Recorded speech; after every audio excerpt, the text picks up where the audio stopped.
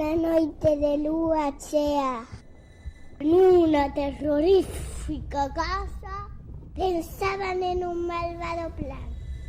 Falemos así.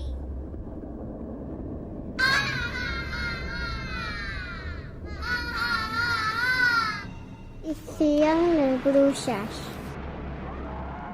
Non, falamos así.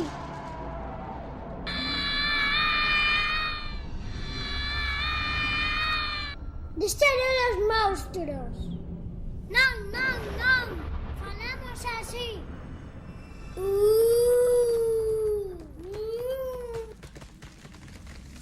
Dixeron os fantasmas.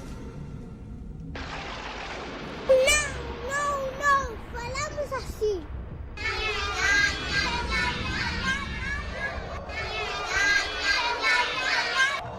Dixeron dos vampiros.